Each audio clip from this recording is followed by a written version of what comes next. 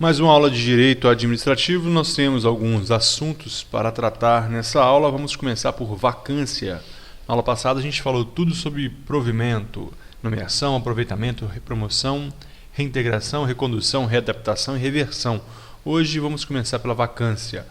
É a situação, ato ou fato administrativo, em que o cargo público está vago, sem ocupante, tornando-o passível de ser provido por alguém. O cargo, ele nasce vago, nós já sabemos. E a vacância é a situação, ato ou fato, pela qual esse cargo necessita ser provido. Por que ato ou fato? Por exemplo, de ato administrativo, no momento de uma exoneração, ocorreu um ato administrativo que gerou uma vacância. Agora, uma morte não é um ato administrativo, mas é um fato administrativo que gerou essa vacância. Então, situação, ato ou fato administrativo, em que o cargo público está vago, sem ocupante, tornando possível de ser provido por alguém. Isso é o conceito simples de vacância. Atenção para as regras sucessórias em matéria constitucional. Antes da gente entrar na matéria da lei, eu quero chamar a atenção para essa vacância constitucional que se dá para o presidente da República. Isso está disciplinado lá em direito constitucional. Não está na Lei 8.112, mas como constitucional também cai nessa prova, é um assunto interessante, eu quis trazer aqui. Olha, atenção para as regras sucessórias em matéria constitucional para a vacância do cargo de presidente e vice-presidente da República. Letra A. Se somente o presidente venha a falecer ou ocorre um impeachment, quem assume é o vice-presidente da República. O vice-presidente vai ocupar o cargo de presidente durante esse período, até o término do mandato.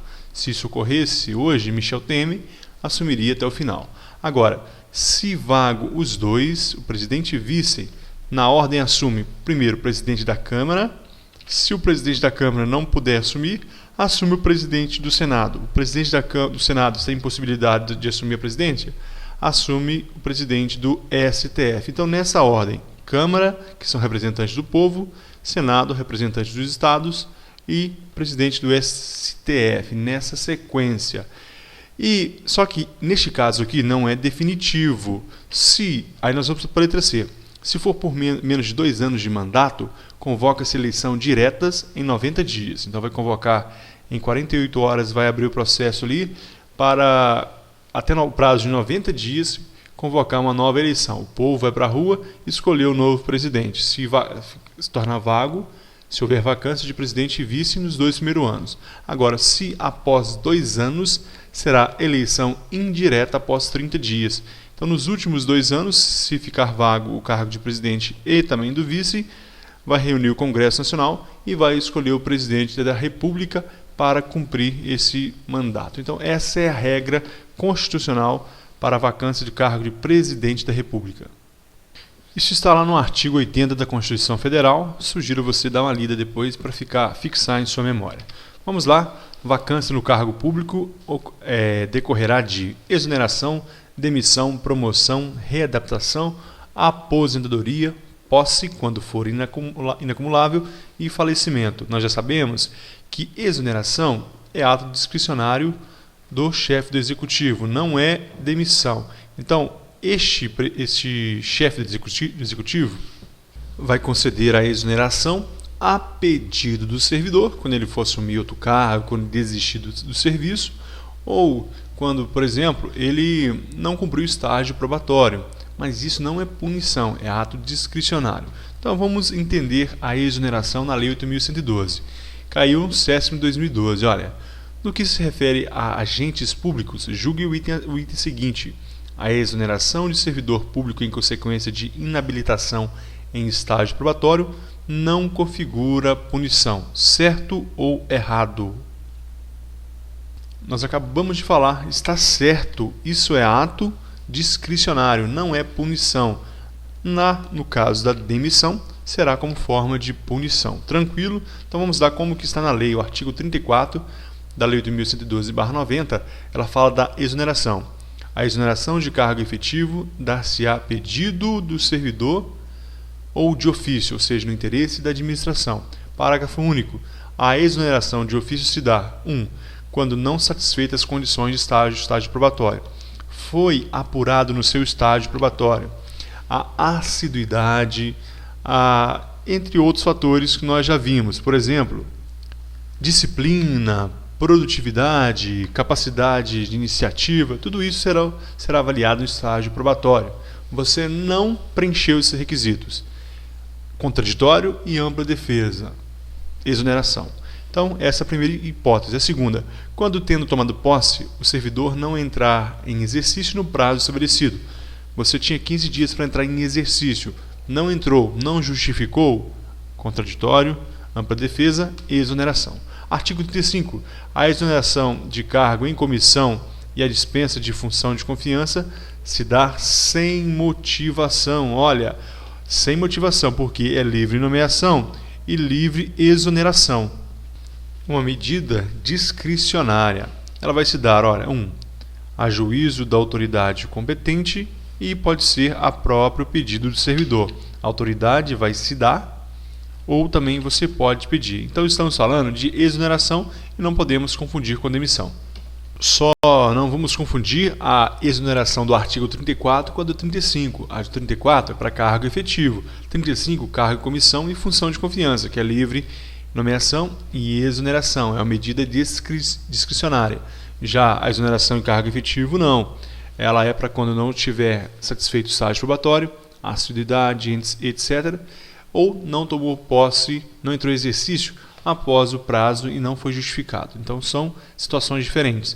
Lembrando que a exoneração em cargo de confiança ou função gratificada, ela pode ser a juízo da autoridade competente e também a pedido do servidor. Demissão. Demissão é uma forma de vacância que está prevista no artigo 132, onde o título é penalidades. Então é para crimes, condutas imorais, acumulação ilegal, entre outras. Condutas imorais, crimes, acumulação ilegal. Então estamos falando de penalidade. Exoneração não é punição. Demissão, sim, para penalidade. O título é das responsabilidades, a partir do artigo 132 da Lei 8.112. Olha, a demissão é simples assim, pessoal. É para penalidade, nós não temos que estudar agora. Por quê? Quando a gente for falar das responsabilidades do servidor, é uma matéria também do nosso edital, nós vamos falar dos crimes, vamos falar do processo administrativo. Então, responsabilidades. Para a prova sobre demissão, saber que ela é para penalidade e que exoneração, não, é ato discricionário. Tranquilo? Então vamos lá. Promoção e readaptação. Então nós já tivemos como vacância, exoneração e demissão. Agora, promoção e readaptação, nós lembramos da simultaneidade. Por quê? Porque nós temos que elas duas também são formas de provimento de cargo público. A promoção é uma forma de provimento vertical e a readaptação é uma forma de provimento lateral. A segunda, na hipótese de impedimento físico ou mental. Então, os dois formam ao mesmo tempo vacância e formam ao mesmo tempo novo provimento. O provimento de cargo superior e a vacância de cargo inferior simultaneamente. Já estudamos em provimento. Então, já vimos exoneração, demissão, promoção e readaptação. Uma nova forma de vacância é a aposentadoria. Toda e qualquer espécie de aposentadoria vai gerar a vacância no serviço público. Entende-se que a aposentadoria é definitiva, apesar da possibilidade da reversão. Essa reversão, nós já vimos que é uma forma de provimento. Essa reversão pode ser de ofício ou a pedido do servidor. Não importa se alguém aposenta pensando em um dia reverter. O que importa é que ela, para a nossa prova, é considerada uma forma de vacância do cargo público. E nós temos, por último, a posse em outro cargo inacumulável. Por último, não, temos falecimento ainda e outras que não estão previstas na lei. Vamos lá, posse em outro cargo inacumulável. Forma de desligamento do cargo público efetivo, o qual é declarado vago em virtude de posse em outro cargo inacumulável, na mesma esfera administrativa, sem que haja interrupção do tempo de serviço e mantida a relação jurídica estabelecida entre o interessado e a União. Detalhe a ser observado aqui, pessoal. Eu disse na mesma esfera administrativa. Disse, realmente eu disse, e isso aí pode se cair na prova e está correto.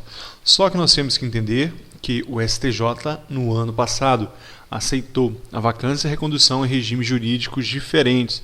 Por exemplo, alguém saiu da esfera federal e foi para a esfera estadual, efetivo na esfera federal e foi para um cargo na esfera estadual.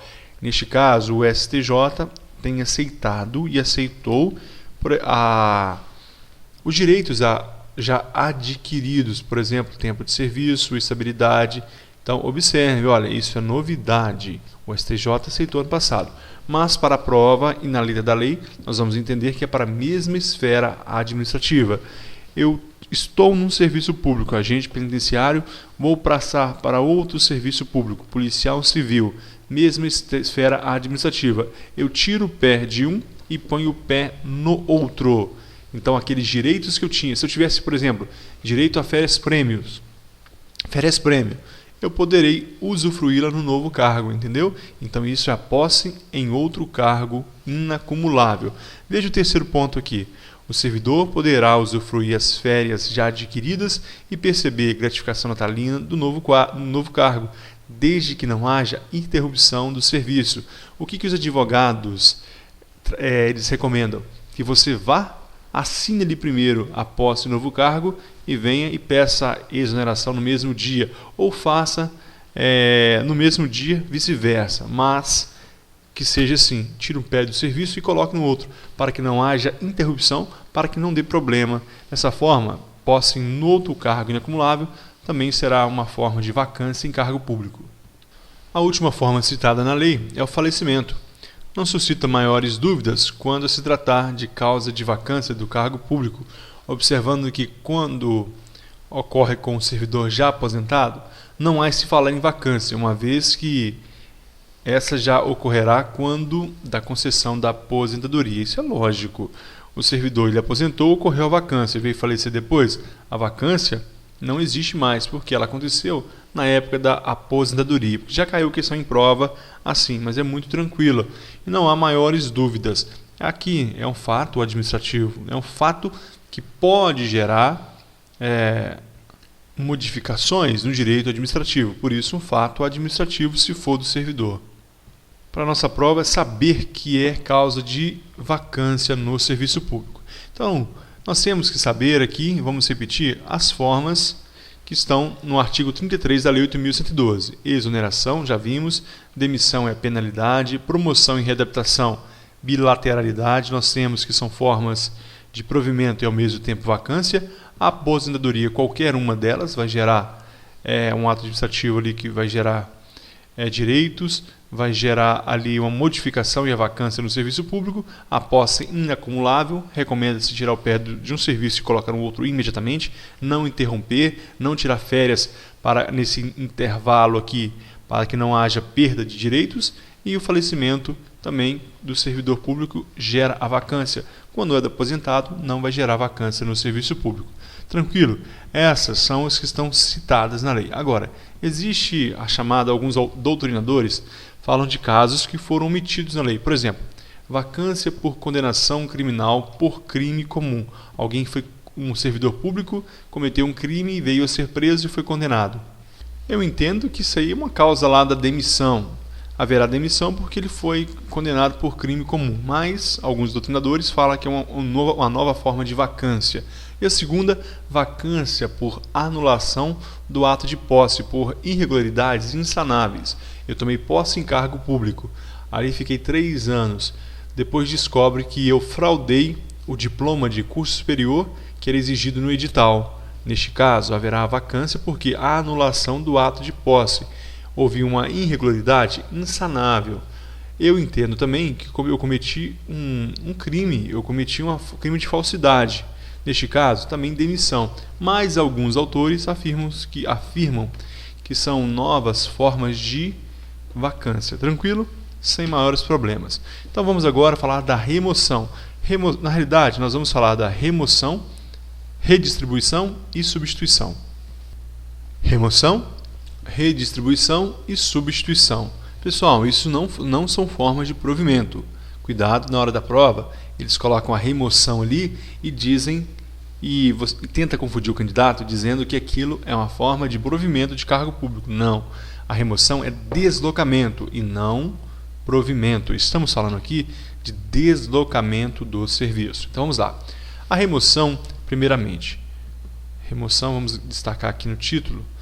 Então, portanto, nós vamos entender o seguinte: a remoção é o deslocamento do servidor a pedido ou de ofício no âmbito do mesmo quadro, com ou sem mudança de sede. Nós sabemos que nós temos o cargo, que é aquela unidade celular ali do serviço público, nós temos a carreira, nós temos a classe e, por último, temos o quadro de servidores. O que é a remoção? A remoção é o deslocamento do servidor a pedido ou de ofício no âmbito do mesmo quadro, com ou sem mudança de sede. Pode haver mudança de sede, sim, mas pode ser o deslocamento numa mesma unidade, no mesmo setor de serviço, mudando apenas a função. Isso aqui causou muitos problemas na justiça e ainda causa, principalmente nas prefeituras de municípios pequenos. Nos municípios pequenos, 20 mil habitantes, 10 mil, aquela briga tipo Fla-Flu, tipo Cruzeiro e Atlético, entre um prefeito e outro. Isso ocorre também na minha cidade. Então o que acontece? O prefeito que ganhou, ele conhece todos os adversários políticos e alguns deles são servidores efetivos. Então eles vão e fazem um deslocamento aqui do servidor de ofício. Ele desloca o servidor para deixar ele longe, entendeu? Então, por causa de questões como essas, caiu até em prova já. Observe.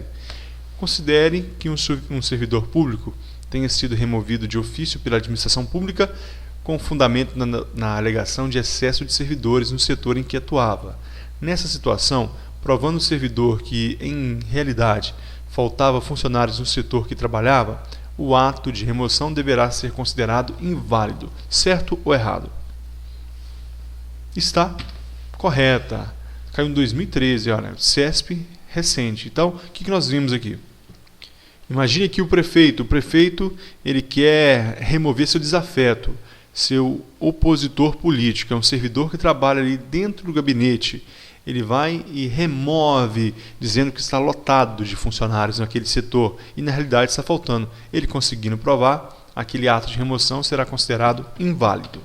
Então, nós temos outra questão aí de 2012. Olha, considere a seguinte situação hipotética. Uma servidora pública em estágio probatório solicitou remoção para acompanhar seu cônjuge, também servidor público, removido em decorrência de aprovação em concurso de remoção para unidade de lotação em outro estado da federação. Nessa situação hipotética, a servidora não preenche os requisitos legais necessários à obtenção da remoção, visto que ainda cumpre o estágio probatório, circunstância esta que condiciona sua remoção ao interesse da administração pública. É uma questão mais complicada. Pausa aí e pensa um pouquinho. Já pausou? Já respondeu? A questão está errada, pessoal. A lei não diz expressamente, a lei não diz que o estágio probatório é uma situação que limita a remoção. Pode sim haver a remoção, portanto, dentro do mesmo quadro de funcionários, pode haver essa remoção, ainda que esteja em estágio probatório. Sabemos que algumas carreiras vedam isso, por exemplo, Polícia Federal. Mas isso pode acontecer dentro do estágio probatório em regra. Tranquilo? Vamos entender então melhor essa remoção, como que está na lei. Primeira coisa, pessoal, nós temos que separar remoção e redistribuição. Redistribuição também é matéria de nosso edital. A remoção se faz dentro do mesmo quadro funcional. Por exemplo, servidor lotado em unidade X em Brasília é removido para a unidade do órgão X em São Luís. É o mesmo órgão, olha, então nós temos o mesmo órgão. Observe que isso é diferente de redistribuição. Para a prova, não guarde a palavra órgão, guarde quadro funcional, porque a lei expressa ao afirmar que a remoção se faz dentro do mesmo quadro. E a de redistribuição se faz no âmbito do quadro geral de um poder para outro órgão ou atividade. Por exemplo, o órgão X precisa de novos cargos na unidade administrativa no estado do Acre. Sabemos que o cargo para ser criado, ele depende de lei. Agora, ocorre que dos 12 cargos no estado de Pernambuco, apenas 7 estão providos, restando 5 ociosos. No lugar de criar novos cargos, a administração desloca os 5 cargos de Pernambuco para o Acre. Então este é um exemplo. Outro, o deslocamento de servidores para a Receita, Super Receita Federal. Isso aqui aconteceu. Servidores do INSS foram redistribuídos para a Receita. Então, como diferenciar na hora da prova remoção para redistribuição? Primeira coisa, saber que eles, tanto remoção, redistribuição e substituição, não são formas de provimento em cargo público, são formas de deslocamento.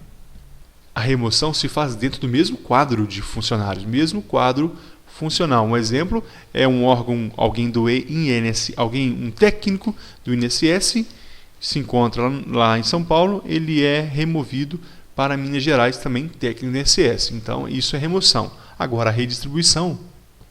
Resumindo tudo isso em 2 frases para você memorizar para a sua prova. Olha, remoção dentro do mesmo quadro, redistribuição dentro do mesmo poder. Então, na hora da remoção, lembra do funcionário do INSS de um estado que foi para o INSS em outro estado, dentro do mesmo quadro funcional. Já a redistribuição é mais ampla, é o deslocamento e dentro do mesmo poder. Redistribuição, na prática, é para órgãos diferentes. Órgãos diferentes. Isso aqui na prática acontece, enquanto a remoção é geralmente dentro do mesmo órgão. Tranquilo? Nós temos mais coisa para falar de remoção e redistribuição. Sobre a remoção, olha, a remoção de ofício no interesse da administração ou a pedido, a critério da administração, ela pode ser, portanto, de ofício no interesse da administração ou a pedido do servidor, a critério também da administração. Isso aqui é o caput lá da lei. Agora, nós temos uma outra hipótese, a pedido para outra localidade, independentemente de interesse da administração. Essa remoção que nós vamos ver abaixo é a remoção vinculada. Olha, para acompanhar cônjuge ou companheiro, deixa eu só aumentar o tamanho da letra. Para acompanhar cônjuge ou companheiro, também servidor público, civil ou militar, de qualquer dos poderes da União, do Estado, do Distrito Federal e dos municípios que foi deslocado no interesse da administração. Houve o deslocamento, então o cônjuge poderá acompanhar. Você é servidora estadual no Estado de Minas Gerais. Você é servidora. Vamos supor que trabalhe aqui, você é servidora em Minas Gerais, mas trabalha no TRE, Tribunal Regional Eleitoral, aqui em Minas Gerais. Seu marido é policial federal, trabalhando em Minas Gerais. Ele é deslocado para uma fronteira no interesse da administração. Você tem o direito de se deslocar também para a unidade mais próxima que tiver naquela região. Então, é independente do interesse da administração. Pode estar faltando funcionário naquele setor, mas se a administração deslocou o seu cônjuge, você tem o direito de se deslocar para acompanhar. A letra B, por motivo de saúde do servidor, cônjuge, companheiro, ou dependente que viva suas expensas e conste de seu assentamento funcional, condicionada à comprovação por junta médica oficial. Imagine que seu cônjuge ele necessita de um tratamento e isso só é possível próximo à capital, na capital. Então você tem o direito de se deslocar para uma unidade próxima da capital por causa deste motivo de saúde. Isso aqui na prática é motivo de muita fraude e isso na prática é um problema. Se você, eu conheço casos aqui no meu estado de milhares, eu digo milhares de pedidos dessa remoção e ela não ocorre, ela demora anos e anos. Apesar de estar vinculado, estar aqui na lei, independente de interesse da administração, isso demora anos e anos porque muitas pessoas tentam fraudar isso para conseguir ficar mais próximo de casa. E outros que deveriam ter o direito ficam na fila esperando anos por causa dessa fraude também. Letra C. Em virtude de processo seletivo promovido, na hipótese em que o número de interessados for superior ao número de vagas, de acordo com as normas pré-estabelecidas pelo órgão ou entidade em que aqueles estejam lotados. E essa letra C é aquele edital de remoção interno que acontece antes dos concursos públicos geralmente. Alguns policiais que estão lá na fronteira querem voltar para casa, voltar para perto da família. Então é aquela remoção, eles vão ser removidos, por aí há o critério de antiguidade, tempo de serviço, então é a terceira hipótese, é a remoção interna do servidor. Então nós temos essas três hipóteses que independem do interesse da administração, letra A, B e C. Tranquilo? Nós temos que entender o seguinte, pessoal, cuidado. Entende o STJ que o cônjuge que logra aprovação em concurso ou solicita remoção, ele é quem criou o problema, não tendo a administração o dever de remover o servidor. Vou explicar. Imagine que alguém passa no concurso público. Eu sou o servidor do estado de Minas Gerais. A minha esposa é efetiva no estado de Minas Gerais. Aí eu faço o concurso lá para o estado de São Paulo, eu passo. Aí eu venho solicitar a remoção da minha esposa. Peraí, eu criei o problema. Eu quis ir para lá. Então a administração ela não tem obrigação nessa hipótese de remover a minha esposa servidora. Então esse é o entendimento também do STJ. Vamos falar agora da redistribuição. Falamos da remoção, vamos falar um pouco da redistribuição. É o deslocamento de cargo de provimento efetivo, ocupado ou vago no âmbito do quadro geral de pessoal. Também é um deslocamento para outro órgão ou entidade do mesmo poder, com prévia apreciação do órgão central do CIPEC, observados os seguintes preceitos. Este aqui é o CIPEC, Sistema de Pessoal Civil, Sistema de Pessoal Civil da Administração Federal. Neste caso, haverá redistribuição. O deslocamento será do cargo. O cargo será deslocado. Estando ele ocupado ou vago, não importa, não há necessidade de haver vacância. Ele pode estar ocupado, desde que haja um interesse da administração, ou pode ser a pedido do servidor, quando a gente observar os seguintes preceitos. Primeiro, olha, no interesse da administração. É a primeira hipótese da redistribuição. Só corrigindo aqui, pessoal, a remoção era a pedido ou de ofício. A redistribuição ela será sempre de ofício, sempre no interesse da administração. Sempre de ofício, sempre no interesse da administração pública. Guarde isso, portanto. A segunda, equivalência de vencimentos.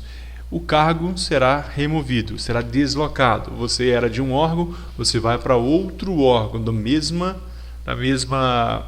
ali do quadro geral de servidores do mesmo poder. Quadro geral do mesmo poder. Se é poder executivo, você vai trabalhar no mesmo poder executivo, mas em outro cargo. O salário tem que ser equivalente. Manutenção da essência de atribuição do cargo. Você trabalhava na área administrativa, você não pode ser redistribuído num cargo de natureza policial. Vinculação entre os graus de responsabilidade e complexidade das atividades. Você trabalhava no almoxarifado, você não pode ser redistribuído para uma função de inteligência. Então deve haver o mesmo grau de responsabilidade e complexidade das atividades, e nem vice-versa. 5. Mesmo nível de escolaridade, especialidade ou habilitação profissional. Imagine um cargo de alguém que é passou no concurso para a área de engenharia, um cargo isolado. Ele não será transferido para uma área de bioquímica. Não, então mesmo escolaridade, especialidade ou habilitação profissional. 6. Compatibilidade entre as atribuições do cargo e as finalidades institucionais do cargo ou da entidade. Nesse item 6, imagine, por exemplo, se o cargo de polícia legislativa, vamos ali no poder legislativo, a polícia do Senado, ela é extinta. Aí um funcionário ali, ele vai ser redistribuído. Ele pode ser redistribuído para a polícia da Câmara? Sim, ele poderá, porque tem a mesma finalidade institucional e será uma função equivalente. Agora, ele não vai poder ser guarda municipal? Não poderá, não tem nada a ver, a esfera é diferente, o poder não será o mesmo, não possui a mesma finalidade institucional do órgão ou da entidade. Tem que ser compatível. Na hora da prova você vai entender que a redistribuição tem que ser equiparável, tem que haver essa igualdade, essa equidade, tem que ser sempre de ofício, equivalência de vencimentos e deve haver essência do cargo, mesmo nível de escolaridade e as mesmas finalidades institucionais. Isso, quando cai na hora da prova, não traz muitos problemas.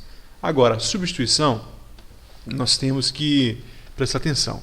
Vamos só ler aqui o parágrafo 1º, 2º e 3º desse artigo 37 da Lei 8.112, ainda falando de redistribuição. Olha, a redistribuição ocorrerá ex officio para ajustamento de lotação e da força de trabalho às necessidades dos serviços, inclusive nos casos de reorganização, extinção ou criação de órgão ou entidade. Reorganização, sabe quando por exemplo, algum órgão é transformado em autarquia especial, então há uma reorganização do serviço, o cargo ele é modificado. Extinção, o cargo foi extinto, ou ainda criação de órgãos ou entidade. Aquele servidor será redistribuído no mesmo órgão ali, ou melhor, no mesmo poder, no interesse da administração. Mesmo órgão é remoção, mesmo poder, redistribuição. Importante o parágrafo 3 do artigo 37. Olha, no caso de reorganização ou extinção de órgão ou entidade extinto, o cargo declarado a sua desnecessidade no órgão ou entidade, o servidor estável que não for redistribuído será colocado em disponibilidade. O que a lei está fazendo aqui? Eu vou tentar, sempre que possível, não colocar o cara para descansar, ficar em casa recebendo proporcional. Só quando não for possível a redistribuição é que ele será colocado em disponibilidade. E o parágrafo 4. O servidor que não for redistribuído ou colocado em disponibilidade poderá ser mantido sob responsabilidade do órgão central, do sistema de pessoal ali do servidor e ter exercício provisório em outro órgão ou entidade até seu adequado aproveitamento. O sistema de pessoal civil, então, vai ele coordenar aquela atividade provisória daquele servidor que não foi redistribuído nem está em disponibilidade, até que ele seja aproveitado em um novo cargo que está para surgir, que está sendo reorganizado, mas ainda não foi regulamentado. Então, em algumas hipóteses, o principal motivo aqui é não colocar o cara em disponibilidade, não deixar o servidor ficar à toa em casa, recebendo sem trabalhar. E já encerrando a nossa aula, substituição. O conceito de substituição se limita à impossibilidade de exercício do cargo. Assim, por exemplo, quem viaja a serviço pelo território nacional ou se afasta de sua sede para exercer atribuições pertinentes, geralmente para cargo de livre nomeação e livre exoneração, cargo em comissão, cargo em confiança. O indivíduo será substituído quando ele estiver impossibilitado de exercer as suas funções. Ele tem um cargo de comissão de secretário municipal e ele vai fazer um curso lá na capital, lá no governo estadual, um curso de 1 mês, 2 meses, 3 meses. Ele será substituído das suas atividades por impossibilidade de exercer as suas funções. A substituição está no artigo 38 da Lei 8.112/90. Olha, os servidores investidos em cargo ou função de direção ou chefia e ocupantes de cargos de natureza especial terão substitutos indicados no regimento interno ou, no caso de omissão, previamente designados pelo dirigente máximo do órgão ou da entidade. Então, do regimento interno daquele órgão, daquela repartição, deve disciplinar quem será os substitutos em caso de omissão, em caso da ausência desse titular deste cargo. Geralmente, no caso de secretários, os subsecretários. Parágrafo 1º.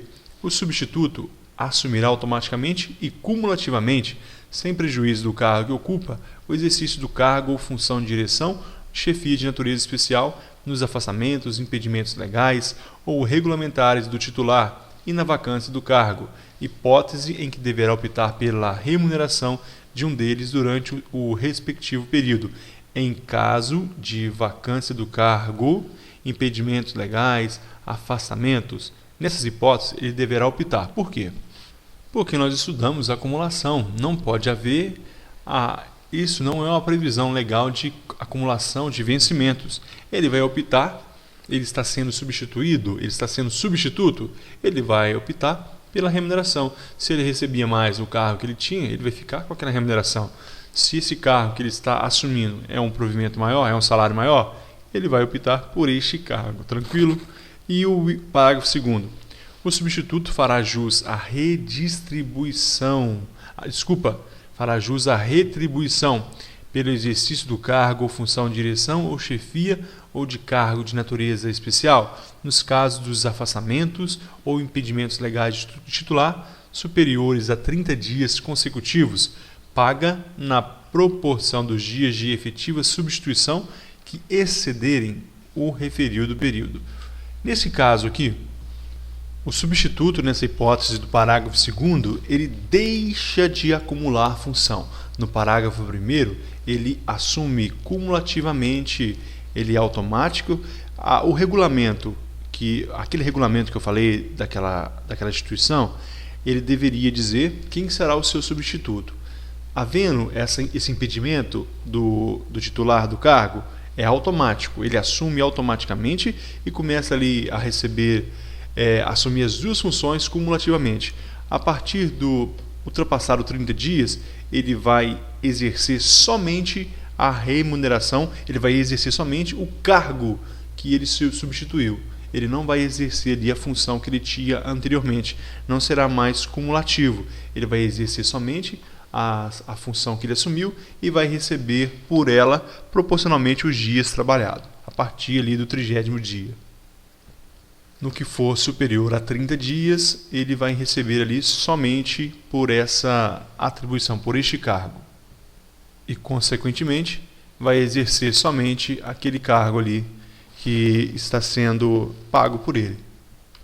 Tranquilo? É isso que tínhamos para falar de vacância, remoção e redistribuição e substituição. Próxima aula, nós vamos falar de direitos e vantagens do servidor. Até a próxima.